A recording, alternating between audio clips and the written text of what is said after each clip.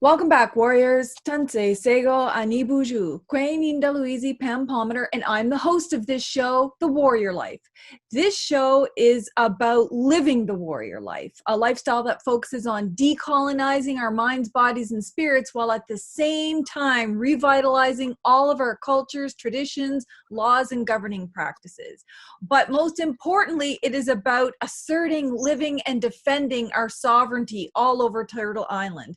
And today's episode is a follow-up from the previous one we did a couple of months ago with Six Nations Land Defenders Skyler Williams and Mika Burning, who joined us to share some of the historical context about their peaceful land occupation at 1492 Land Back Lane in Caledonia, Ontario. For those of you who haven't listened to that episode yet, please do, because it has all of the historical context that you need to really understand this land issue. The land defenders continue to peacefully occupy 1492 Land Back Lane, but they have been faced with both court proceedings and arrests by the OPP. So today we have with us here to give us an update on what's happening, Skyler Williams. Welcome back to the show, Skyler. Thank you for having me, Pam. 85 days today at Land Back Lane. Oh my gosh, I can't believe that's almost 3 months, essentially. This is it, yeah. That's a long time. Yeah, sometimes it feels like a long time, and then, day 14 seems like a couple of days ago. So, it's an odd bit, this. Yes, I can imagine. Well, maybe for anyone who's just tuning in, who hasn't heard the other episode yet, maybe you could just introduce yourself the way you like to. I'm Skyler Williams. I'm from Six Nations of Grand River. I'm a Mohawk Wolf. We've been here at 1492 Land Back Lane now for, like 85 days today. And so it's been, so I don't know what else there is. Yeah, well, that seems to be the central focus right now of commentators, social media, lawyers, OPP, politicians, you name it. Everyone seems to have lots of opinions about what's going on. Most of them I find seem to be a little bit on the uninformed side, which is why we're doing this podcast, so we can set the record straight on lots of things. Now, the last time that we spoke, you and community members and allies were peacefully occupying 1492 Land Back Lane. It's day 85 now, but I noticed that after we interviewed you the last time, it was only not even 2 weeks afterwards that the OPP contacted Carl Dockstader, one of the co-hosts of One Dish, One Mic, an award-winning journalist, and told him to turn himself in to be arrested for what we're not quite sure, because he was literally just reporting what was happening on the ground. And then we heard that... That's right. Yeah, and then we heard that Haudenosaunee researcher Courtney Skye was arrested, but there's been many arrests since then. Can you give us an idea of the number of people who have been arrested? Right now we're sitting at 32, I think, arrests so far. And then they just talked about on Friday there during the court proceedings that there's another 22 warrants pending. Oh my goodness. From what we've learned in the media, none of these people were brandishing weapons. They weren't threatening the public safety of anybody. They weren't committing crimes. They weren't engaged in vandalism. They weren't robbing anybody. Why are these people being arrested? They're like 95% of them are being charged with mischief and failing to abide the court order. And the court order is the injunction that's been that I'm named in. And so far, to date, they haven't allowed any information from our side at all in injunction proceedings. So, one of the things that Carl had said when he was arrested is that they wouldn't even give his legal counsel any information about the evidence upon which they're claiming to make this, arrest against him. So, he doesn't even know the full extent to why he was arrested as a journalist. And that raises a lot of concerns about the safety and the rights of you and everybody else who's been either arrested or charged with whatever it is that they're arresting everyone for. So after the court hearing there on Friday was the first day that any journalist has come on site at 1492 Landback Lane since Carl's arrest. And that's most likely because of his arrest, right? It has put a scare into all journalists across the country that have been calling and wanting to meet up, but because I have warrants for me, I can't go off anywhere. I would like to do these interviews with whoever it is that wants to do them. And so, yeah, if the journalists aren't allowed to freely produce whatever news they want to produce, then it makes it very, very difficult for folks like myself and the couple of hundred people that have came down and supported Landback Lane. Yeah, and never mind that all of these journalist associations and people who stand up for charter rights and human rights have all condemned, the arrest of Carl, first of all. But what they spoke about in many of their letters of support and outrage was saying that by arresting Carl, it is intimidating. The police are intimidating other media from being able to actually cover the story and bring both sides. Well, and I think anytime there's these kinds of situations, Carl did the amazing work that a lot of journalists do around, building relationships, because it's really, really difficult as a journalist to kind of parachute in at the flashpoint of one of these, which was, when barricades are going up and, when there's big confrontation stuff. He did the work to, come down and talk to people and do the things that, good journalists do about, building those relationships and making sure that he had the ability to be able to do that.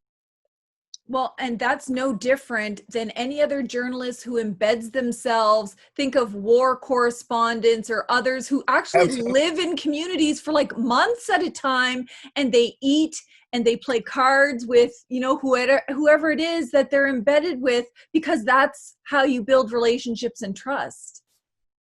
Absolutely. Nobody's going to talk to you about anything without that building relationship and building that trust. So. Exactly, because for too long the media has always just been opportunistic. They jump in, they get the whatever and come out. But now media are terrified of being arrested. And now another concern that I have, not that I was surprised to hear them use this terminology, but I think I share the outrage of everyone to hear that the Haldimand County Police Services Board called the Six Nations Land Defenders, quote unquote, terrorists, and demanded that the OPP remove you all from the land. On what grounds do they have to call you terrorists? I mean, I would like listeners to hear from you the kinds of activities that you all engage in there, because everything that I have seen has been feasts and concerts and lacrosse. Yeah, no, and we all kind of jokingly with each other say it's been kumbaya around the fire for the last 85 days, and it really is that everybody's got their water drums out and singing social songs, and it really is that, a lot of laughs, a lot of telling stories, playing lacrosse, and so yeah, it's been a really fun and enjoyable time to be able to kind of spend and build community within our community. Well, and when I heard that word used, that these were terrorists, I'm thinking, since when is the game of lacrosse, which is the creator's game, so, you know, how can you characterize that as being a terrorist, or everyone gathering around and having a feast, or enjoying people like Derek Miller? I mean, Derek Miller and friends come and give a concert, you know. I mean, you can't imagine that there would be concerts going if you guys were actually engaged in even remotely terrorist activities. Well, this is it. The only day that there was ever weapons or violence or anything that came to camp was the day the OPP came in. That was the one and only day that there was ever any kind of violence that was done to anybody at land back. Well, that seems to be the trend in land occupations, that the people who bring the guns and the violence is law enforcement, RCMP, OPP. So one of the things I did, you know, in preparing for this interview was, you know, really looking up, how does Canada define terrorism, like legally? So I looked it up on the Justice Canada webpage, and it's the unlawful use of violence against civilians in pursuit of political or religious aims. That includes, you know, violence causing death and bodily harm to large numbers of the public, endangering the public's lives on a large scale. And I'm thinking, what can you do with a lacrosse stick? I mean, honest to goodness, where's the danger in any of that? Where's the mischief, in fact? Yeah, and I mean, like, it's been a long go, and I mean that, and I think the judge kind of on Friday kind of played into that line of thinking that the Police Services Board kind of read onto, and and so, like, it's, I don't know, it's some very strong words from ignorant people, I think, is exactly where that's coming from. Well, why don't we actually get into that? Because many people don't know about this court proceeding on Friday. Some of us were like glued and following people who were reporting on what was happening. And there were some really good lawyers on there giving like the play-by-play about what's happening. But could you tell us, what was the court proceeding about, and then what happened during it? So the court proceeding was to proceed with the motion from the developer that was pushing for a permanent injunction, and so the permanent injunction, as far as I'm concerned, is the, you know, permanent extinguishment of land rights for Haudenosaunee people over the land there, and the very beginning of the day, we had some opening arguments, and then I'm representing myself in this particular, in the injunction stuff. We did raise a bunch of money for criminal defense, but there's nowhere near enough to dive into a civil case, like with the number of arrests and what have you that we've kind of got already, and the number of them that are pending. We just don't have the funds to be able to, crank up another, $500,000 to be able to do it. So during the court proceeding, just before lunch, they had the judge kind of, and Paul DeMillo from Foxgate's lawyer team, law firm.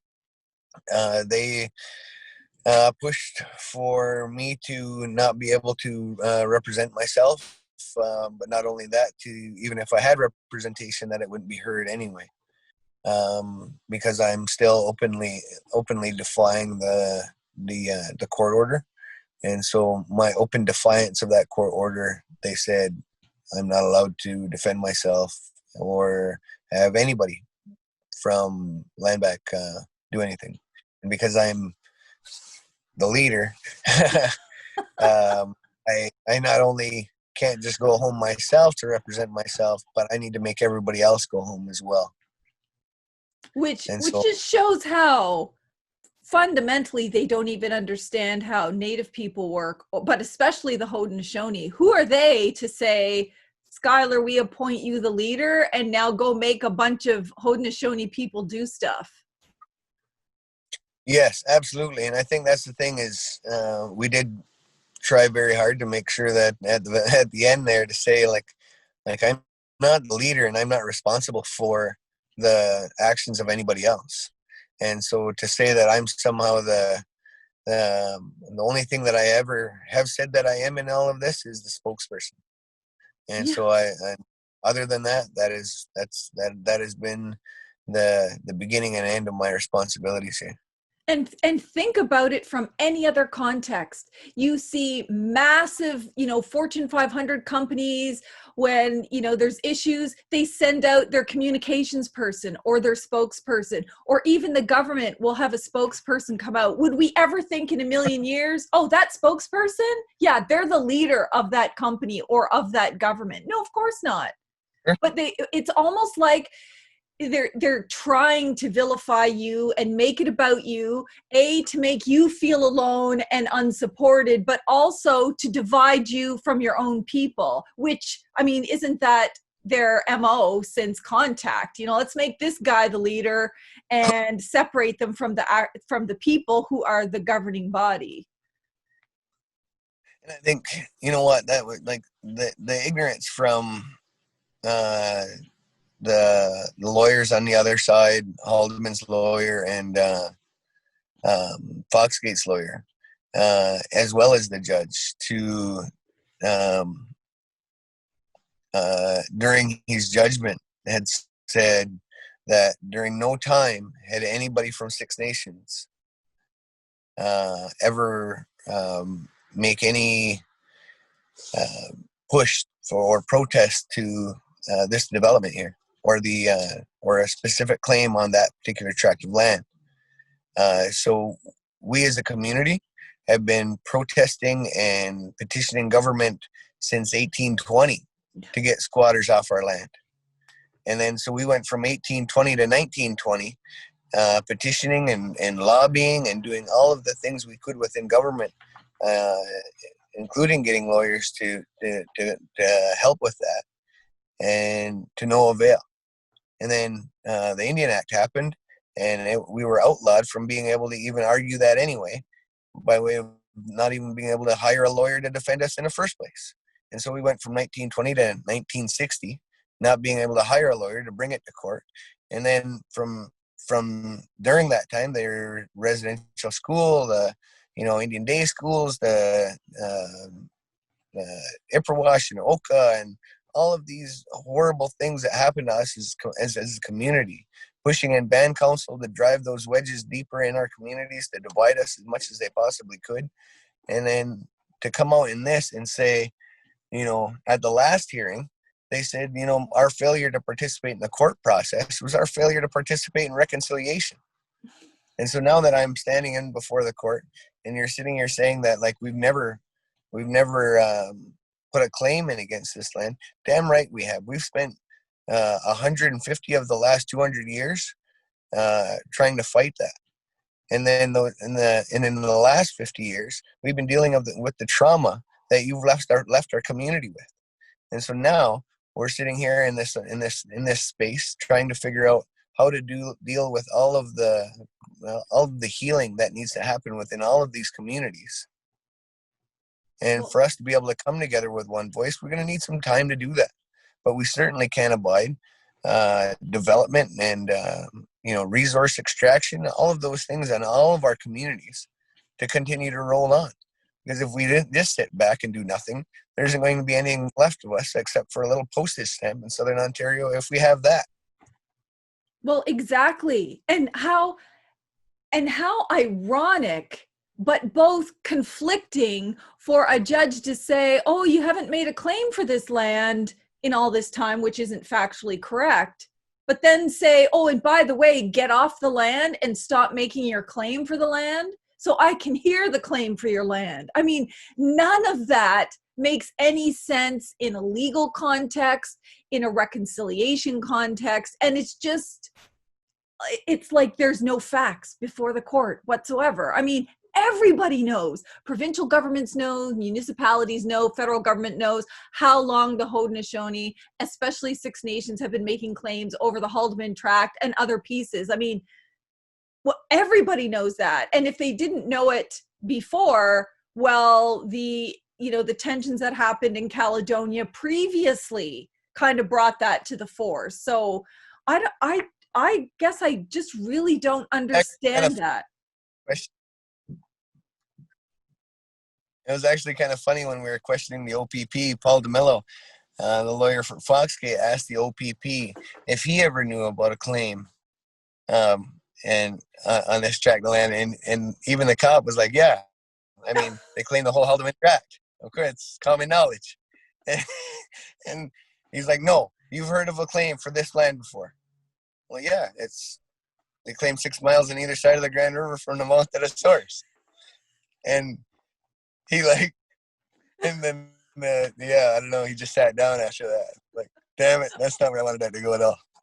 Well, first of all, who is he to ask a cop? Like, cops no expert on land claims, first of all. But second of all, yeah, hello, everybody knows that. Even just, I mean, everyone knows it's common knowledge. Come on. So it is, absolutely. And to sit there as the developer to say, we had no idea. To just throw up your hands and say, well, we had no idea these natives were going to come out of the bush and start protesting our lands. When the zoning was going on for this particular plot, because it had to be rezoned and bylaws need to be rewritten for to turn that farmland into residential area, there was a protest on the road directly across from where this development sits right now. So to sit there and say that you had no idea as a blockade on the road that is contesting land, it's ridiculous. It's absolutely ridiculous. It is. It's like watching a show, I guess a real life show that is so full of ridiculousness. It's so full of like fictions, like all of the legal fictions that everything has ever been created, and they just pick and choose. Like, how can you say? What really gets me is that anyone in this day and age, after talking reconciliation and native rights and everything, could even attempt to argue you don't have a right to have a voice in this. You're the one who is standing accused. They're pointing all of their fingers at you as the leader, but you don't get to represent yourself in a legal system where there's no money for you to be represented. And then B, even if there were money, even if someone said, here's 500 grand, Skyler, that they still don't want to hear from you, that you shouldn't have a voice. I mean, that is literally the opposite of where we should be. You should have a voice no matter what. And because you're unrepresented, you would think that a court system would say, you know what? We're going to take extra measures to make sure that not only do you have a voice, but that you're aware of, rights that you have, that the judge would intervene and say, well, you know what? Maybe this guy isn't qualified to act as an expert witness and talk about these issues on your behalf when you don't know to do that. I mean, but to say that you don't even get a voice really goes to the heart of the genocide, violence, and dispossession of Native people. To say you don't even deserve a voice. That's what gets me the most. Yeah, and I mean, I think that me kind of talking about GLADU and the Truth and Reconciliation Commission report and Ipperwash inquiry stuff that we were trying to bring up during our opening arguments was, speaking to the fact that we as a community, we as Indigenous people across the country have been alienated from this process from, forever. And they're in very documentable ways. And so us as Indigenous people across the country, never have felt represented there or have been, felt like our voices have ever been heard there. And so for us as a community to come to that courtroom with, trying to put out to them what exactly our story is, and for that to get turned away from in the very abrupt manner that it was. Because that's the thing, is this judge never, had this 1 hour diatribe already typed out of just how big a jerk I am. Then in the 45-minute lunch that we had, as well as eating his ham sandwich, I call bullshit on that. And that's like, he already had his mind made up before that hearing ever started. Well, what's really profound, about all of the court proceedings, and it doesn't even matter if you did have money for a lawyer, is, the scales of justice are supposed to be blind and the scales of justice are supposed to be even. And there's been zero attempt to try to level out the inequality. You've got governments who have armies of lawyers and researchers and technicians and advisors. You have really rich corporations and companies who have tons of money for lawyers who can engage on multiple fronts. Civil litigation, they can do criminal, file criminal, but there's nothing for you. There's no legal aid for you. There's no researchers, there's no support team that's provided for you, and they use that, and they've created this. So that's the thing, throughout the history, Canada has created this situation of inequality and then use that to further push and take away our rights. And I don't know what else Native people are supposed to do. What are they asking you to do? Just go away from the land, forget about it, because you know what the court's going to decide. The court's going to decide, no, that belongs to the developer. Then they'll develop it really quickly. It's already into third-party hands. And then what? How do you make your claim then? You can't. And I think that's something that we keep on saying, is like, we haven't said that, we want to go up and down the track evicting families from homes that have been there for, however long. That's not what we've been saying. We're saying that if there is an open parcel land, that our community needs to be able to and that's the thing, is I think we've even been saying, like, we will pay you like market rate to get off our land. We're not about buying it back, but we'll certainly pay you to get off our land for sure. And we've done that. Both the Band Council and Confederacy both have bought in parcels of land off the reserve to try and bring it back under the reserve status. But the additions to the reserve process is one that's never worked for any community across the country. And so how are we gonna, how does one do that when the mayor, Ken Hewitt, would have to shrink his tax base because they have veto power over that parcel of land becoming part of the reserve again? So what politician, Ken Hewitt's not going to get back into office next year if he's shrinking his tax base, for the helpless little Indians from Six Nations, And so this is the thing that this good little Indian that'll just stay at home and keep on taking the abuse and taking the misrepresentation of who it is we are.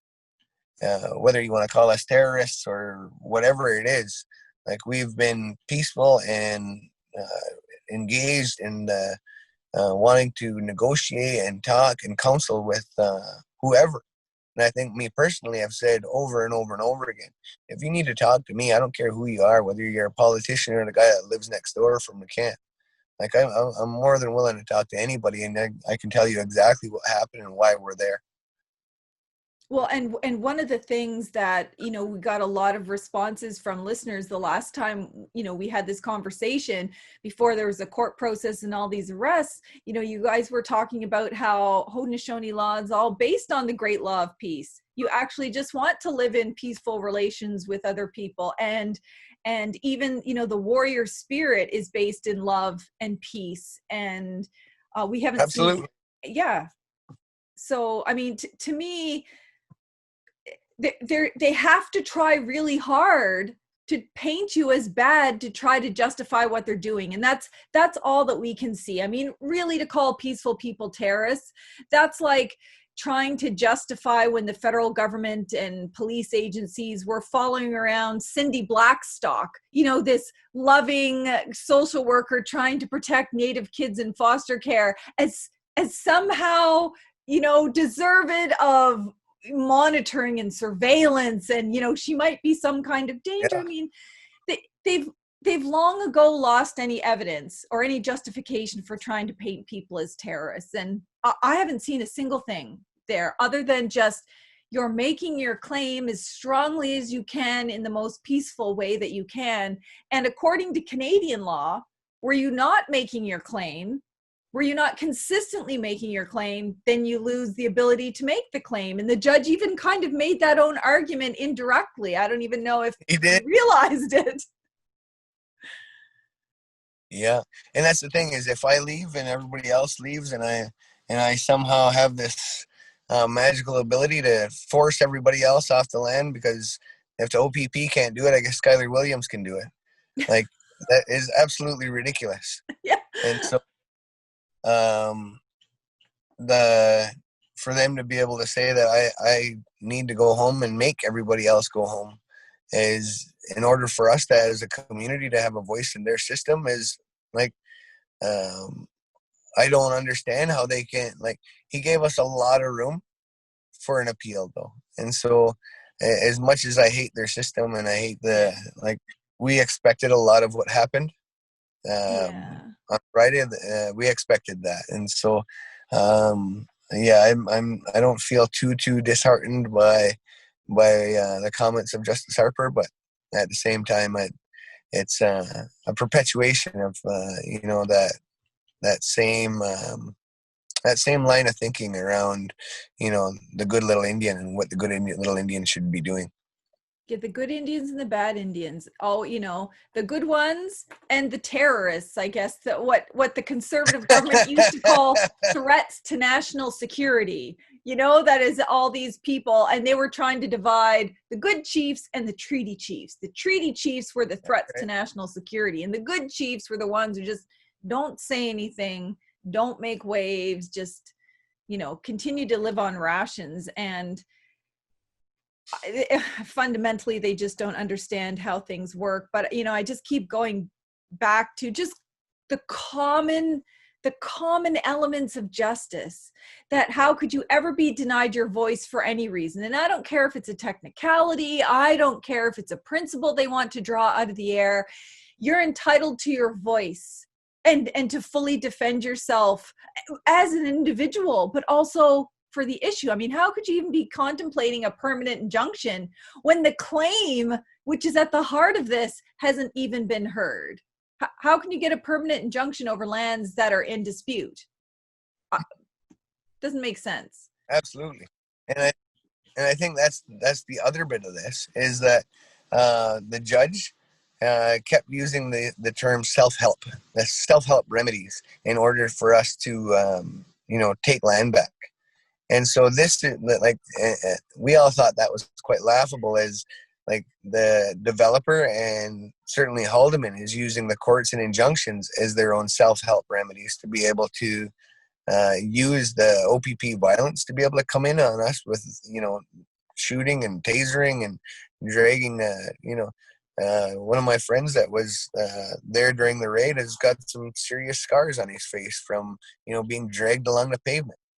Like, this is the reality of what Indigenous people that make a claim the way that we have, and make a stand the way that we have, to be able to, push our agenda forward, saying that this is who we are, and this is our land. It is indisputable that this is our land. And so to be able to have all of the documentation and paperwork from the last 200 years of our claims over this land, it is absolutely crazy to me that this judge can stand up and say that we've never made a claim over that land. It's insane that we can sit there as a community and say, that's okay. And like, I don't know, it's a hard bit for me. It's a hard pill to swallow. It is, especially knowing that it's happening where you are, and it's happening in Mi'kma'ki, and it's happening in Wet'suwet'en territory, and it's happening in Algonquin territory, and it's happening all across the country. And they've, many centuries of genocide, which they've been found guilty of. I mean, Canada's a state perpetrator of ongoing genocide, keeps our people tired. I mean, and that's the nicest word you can use for it, but tired. And it makes it difficult for all of us to rise up all at once because we're worried about our kids, we're worried about our families, we're worried about our safety, we're worried about enough food, that to also take on treaty rights or land rights or sovereignty or any of these other things, which are also core parts of who we are as nations. It's like, it seems insurmountable. And, you know, I certainly don't speak for you or any other person in any other community outside of mine, but, you know, we're still here because of our persistence. And because even at times when there's only a couple, sometimes it's like one person that's on the front lines defending our rights, that, you know, it shows that we're still in it, even if we're not all on the front line. Sometimes we're behind the scenes supporting, sometimes we're playing other roles, but were it not for people like you doing this would be gone. It would be developed, it would be gone. There would be no conversations around possible land transfers. It would only go back to money. Here, you can have some money. And you know, I don't have to tell you that the heart of our nations is our land and our sovereignty, you know, our autonomy. And there's no real exchange for land. You can't, I mean, they say you can compensate with money, but you can't. You know, and that's the thing, is like our connection to the land. Like, this is our creation story. This is what we are made of, is this clay. And so for, you know, for a lot of our people, like, that connection to the land is one that is literal. Like, we are made from this. The earth is part of who we are. Mm-hmm. And so to sit there and say that, like, covering, you know, our mother in concrete and asphalt is somehow, you know, what progress is supposed to look like and what we are supposed to tolerate as progress, is for us to, you know, be hemmed in as communities into these tiny little patches until, you know, our communities are so overcrowded that there's no difference anymore between our communities and non-native communities. And so for us, like, we, you know, we grow with space. Like, my home, you go to my home, there's chickens and goats and pigs in the backyard and a huge farm. And so this is, you know, this is how we live. And so we don't live, you know, on top of each other or, you know, spitting distance from each other's back door. Like, we live with space to be able to, it helps us to love each other if we're not in each other's face 24/7. And so to be able to grow and thrive as a community, we need that space to be able to do that. And we certainly aren't going to do that by stacking each other into, you know, egg curtains of, you know, urban sprawl. Yeah, exactly. And it's up to us to decide how we want to live anyway. And, you know, the just thing to do, people always say, oh, you know, what is government supposed to do? We have been telling them literally for decades, have a moratorium on all land transfers until you address the land. Not only on all of these individual, like, land transfers, and I'm not talking about people who are living in homes, but I'm talking about, you know, lands that aren't occupied yet, including so-called crown lands, provincial and territorial and federal crown lands. There's no reason why governments couldn't be involved in full-fledged land transfers. You know, they can work out their problems in the ATR process later, but they could literally be transferring tons of lands. And as leases end, instead of, you know, sending it out to the highest bidder, oh, here's some more land that's going to go under the moratorium, and we're not going to transfer lands until we decide which lands should they revert back to. I don't understand why we can't be in that kind of process. Moratorium on transfers. And that way, the beef isn't with these, you know, small numbers of land defenders. The beef is with the government, who never should have transferred those lands to begin with, and take it up with the government, not with land defenders. Yeah, and I think that's something that we submitted to as part of our factum, was that, like, because we were trying to add a party as the Crown, both Ontario and the federal government, as as parties to this, because the developer's going after the wrong guy. Yep. Like, there's compensation and accommodation that's supposed to happen. And so if Haldimand didn't tell this developer when they got the permit that you need to trigger this mechanism within the federal and provincial governments with Carolyn Bennett's office or Rickford's office and say, hey, you guys need to go and talk to Six Nations because we're about to do this massive development and we don't want to upset them, because we already know, because there's been certainly the last 15 years of first Haudenosaunee people, the Confederacy, and the Band Council pushing for a moratorium on development. Mohawk workers as well, all pushing for a moratorium on development, all saying the very same thing, that this is our land and we need to be consulted with and we need to be accommodated because of the strength of our claim, certainly at Six Nations, because this wasn't something at Six Nations is kind of, it's unique in a way because we weren't just there and white people moved into town. We were given a massive plot of land from the mouth to the source of the Grand River, 6 miles on either side, as payment for our participation during the Revolutionary War and our loss of lands in New York State. And so we already have the deed, and that's something we keep saying as well, that we're not asking Ontario, we're not asking Canada, we're certainly not asking Haldimand County to give us the deed back, because we already had it and we've never relinquished it. Like, this particular plot was a squatter that came on there in 1847, squatted for 5 years, and the Nichols family, a nice family from England, moved to town and they wanted to buy some land that was already cleared of brush. They went up to this squatter that had been there for 5 years, and they bought it off of him for 535 English pounds. And the Nichols family then patented that with the kind of newly started Canadian Lands Registry, and that's how it became part of that. And then we spent the next, like I said, 70, 80 years trying to get these people off our land. Yeah, and hello, Royal Proclamation, you can't buy land from the Indian nations. It has to go through the Crown. I mean, like, all of this stuff we know you can't, just because you made a fraudulent transaction doesn't make it right. And that's right. And it's a real testament to Native people that they're not saying, okay, all of you move off of our territory, that they're saying our beef is not with you as individuals who benefited from this illegal system. Our beef is with the governments who don't rectify it. And your beef, is also with the governments, not with us. And that's why there should be literally an immediate moratorium on everything that's not just in that Haldimand Tract, but anywhere that could be considered reasonably contiguous, because you're not going to get all of those pieces back.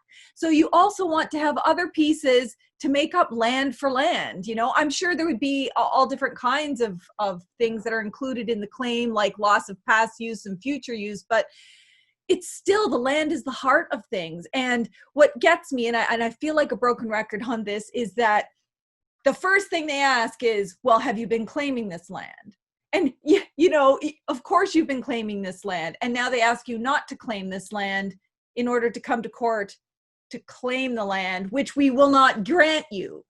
Like, they want you to go through the process so that, and we know what happens. The houses will be built. And in another territory, while we're waiting 25 years for it to go to the Supreme Court of Canada, all the timber's removed, or all the fish are fished, or they do it so quickly so that by the time you get there, even if you win, the best you can ask for is money. And that's just not good enough. Absolutely. And, land is not a renewable resource. This is not something that's being grown more and more every day. This is Haudenosaunee territory, and I feel like I've been saying it, and I feel like a broken record myself saying it, is our people have been here for at least the last 10,000 years, and we are planning on being here for another 10,000. And so, what, as far as I'm concerned, I'm not going anywhere. Despite the injunction, despite the contempt, and my open defiance of the court order is absolutely absolutely, I'm openly defying that court order because it's not a system that is representing us as Haudenosaunee people, and certainly not in the best interests of any Indigenous community across the country. And so, if we're going to say every time we get into that process that we have a 5 to 10% chance of even being heard, then you know what? That's not the process for us. And so for them to use this as a self-help remedy to extinguish land claims, like, as far as I'm concerned, that is fundamentally a bitch move. And so and it's not something we're going to abide. Well, and as we all know, just because something's written in law doesn't make it just or legal according to Haudenosaunee laws, Canadian laws, or international laws. And we can't forget that all of these laws are at play here. And we know, hey, it used to be legal to scalp Mi'kmaq people. Was that law ever just? No, it was even unjust according to European law. So it's very appropriate to challenge laws and courts that are not acting lawfully or with justice or considering all the laws that are involved here. And certainly dehumanizing us by calling us terrorists makes that much, much easier. When we're not seen as people, when we're not seen as human beings, and certainly not being seen as Ongwahome people, it takes away from who we are. And so it's a lot easier for judges, it's a lot easier for cops to do the racist things that are talked about in the the overrepresentation in jails, the over incarceration of Indigenous people, like like all people of color in this country have the great burden of being shot and killed by cops more than any. It's absolutely ridiculous. And so for us as a community to see these people that came out to support us after we got raided, and people were burning tires and damaging police cars and things like that. Like, as much as I'm not in favor of the violence, but this is what I got no blame for anybody that smashed the window of a police car. I got no blame for anybody that burnt a tire. This is what 500 years of hate and oppression in residential schools, and this is what that looks like when you push people to their breaking point. Because when racism is something that's whispered behind people's backs and behind closed doors, it's almost tolerable for us. But when that racism is shown in a way that is OPP firing bullets at rubber bullets or otherwise at Indigenous people who are simply camped around a fire and singing and telling jokes and stories, and being tasered and beaten by the OPP for doing that, for exercising our rights over our lands. And so, you know what, if this is the direction that the OPP wants to take from this judge or for any city officials, is to take those marching orders to come and escalate an escalation of tactics from the Ipperwash and Oka standoffs. And so for those people that want to talk as if dead Indians in Ipperwash Park or the women and children that were shot at in the cross arena at Oka, like, this is if this is the escalation of that, an escalation from that is a whole bunch of dead Indians, and this is something that we can't tolerate. And our Ongwahome people are not going to tolerate it, and it's certainly across the country. We've seen Vancouver, Winnipeg, Saskatchewan, Toronto, Cambridge, Guelph, Montreal, Nova Scotia, everybody come out to say on Friday to say, we will lift each other's voices up. And, the government thought they were dividing us all them years ago by putting us on these reserves all over Canada. and hemming us into these little communities. And then they thought they were taking advantage of us by running major highways and railways and waterways through our communities. And now look what they've done to themselves. Yep. Yep, just right there. You can even just end it right there, because we all know what you're talking about. And for people who don't know, last week we had a National Day of Action, a peaceful, joyful, spirit uplifting day of action all across the country, where, you know, we were standing up for 1492 Land Back Lane Land Defenders, as well as the Mi'kmaq people in my home territory, defending their right to fish, earn a livelihood, and govern their waters, even in the face of violent, threatening racism by the non-native fishers. The same with the Wet'suwet'en and their right to say no, or the Secwepemc to say no to pipelines in their territory, all across the country, taking actions to show just how unified we are. And this isn't the first time. I mean, we showed it during Idle No More on a more general scale, but look at what happened just before the pandemic. And I think people are forgetting, where were we in the months just before the pandemic? We were literally Wet'suwet'en strong across this nation.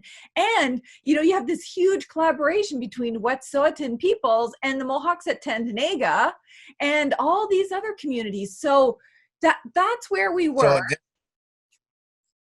So you know, when I was picked up on August 5th during the raid here, I was also charged with an additional mischief that day. And that additional mischief was for the 6-week blockade of Highway 6 that ran through from February to March. What?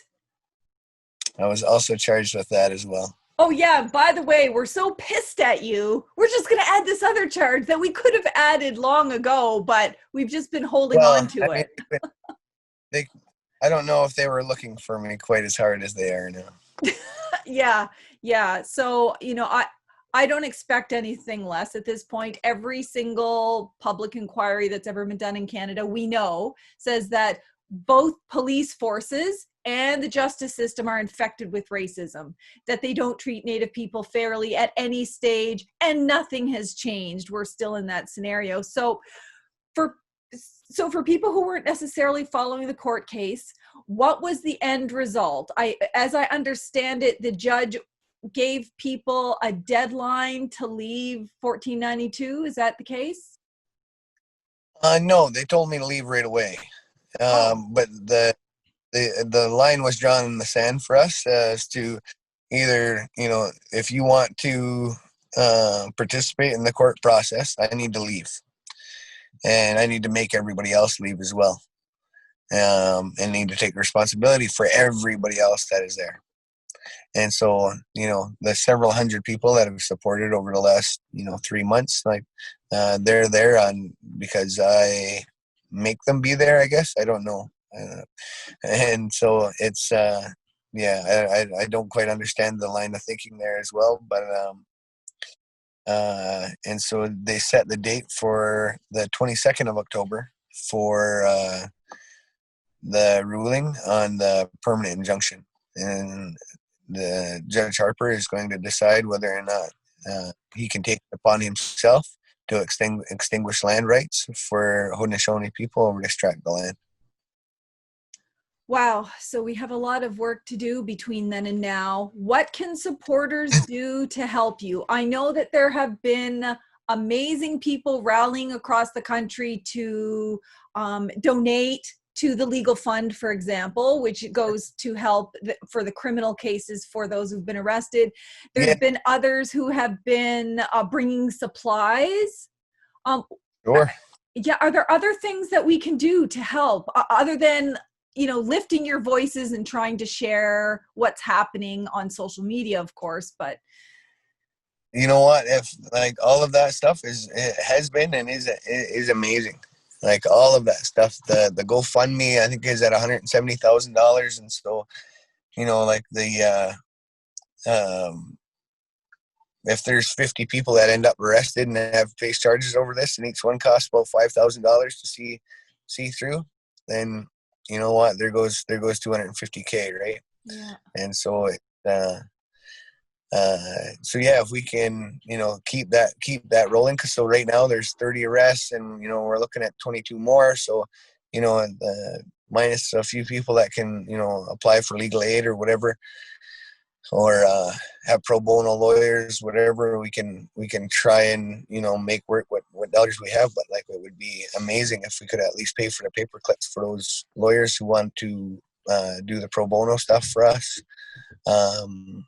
As well as the injunction stuff. I'm going to be representing myself on that until our legal fund gets to $1.5 million. Then if we can get it there, then I'm in, and I'll hire a lawyer, and I can stop reading case law and get back to building and digging in for the winter, and making sure that our camp is tip top. So. And what about supplies? Like, how do we? Because you continue to get people bringing supplies despite the risks. I get. Yeah. How can we make sure that you have everything you need on site? I mean, just to live. The building camp fund, which is land back the number 6 nations at gmail.com. And so people can just simply, e-transfer some, my nephew transferred $4 the other day through his mom's. And so, it's awesome to be able to see, people in our community come out and support in whatever way they can. And so, yeah, it was neat to be able to, and see, people have, made, huge donations, $500, $1,000 to, and that's what's gotten our building built as good as it has been. And so, we are planning on sticking it out throughout the winter, throughout the next summer, and planting and, rehabbing the soil there, because that's the thing is, when these developments go on, they just bulldoze down every blade of grass, every shrub, every tree, every hill, everything that makes, our lands some of the most beautiful up and down the Grand River. They bulldoze all that down, and so yeah, to be able to rehab that and do whatever we can to help Mother Nature along, to give her the the nourishment that she needs to be able to kind of keep reproducing life. Well, thank you so much for taking the time out of, I can't even imagine what it must be like for you. Things change moment to moment, and all the requests and pressure there is on you, seeing as the court has now waved its magic wand and said, you're the one responsible for everything. That's, it's as funny as it is, it's not funny. Because they also make you a target, they make you the one responsible for everything. So thank you for everything that it is you're doing in terms of defending the land, in the way that you carry yourself, in the way that you represent, and the time that you take to help everybody else understand what's going on. Honestly, we're all indebted to all of the land defenders there and all of the people supporting everyone, and I'll do my part to try to share this as widely as possible, and encourage people to donate both for supplies but also for the legal fees, because it would be great if we could ramp up legal fees and get you some representation to go help too. So thank you for everything that you're doing. It's it's no problem. Thank you for the trying to do your part to get the word out there. And I saw that you guys, you and Bev Jacobs had a teach-in the other day, and so it's awesome. Like people like yourself and Bev, and the journalists around that are doing the work to build those relationships and get the story out as best they can. It's hard work. I know that it is, and it's really time consuming. And so, you know what, I'm really, really grateful, and all of us at Land Back Lane are really grateful for, all the work that you guys are doing. Well, thank you so much. And thanks to all the listeners for tuning in to the Warrior Life podcast. I'll post links to the donation site and Facebook site and emails. The Facebook site's really important because you get all of the daily updates, which are actually really inspiring, seeing people, at concerts and playing lacrosse. And so, I mean, that's really fantastic. And the other thing is, remember, this podcast is not just for informational purposes. It's education for action. So whatever you learn here, share widely and then take some kind of action to address the injustice. That's the whole purpose of this. That's the whole purpose of the YouTube and the blogs and everything else. It's action, because it's the people who actually have the power to make a difference. So thank you so much, Skyler Nyawan, for all that you do. Until next time, keep living a warrior life. Walaliag.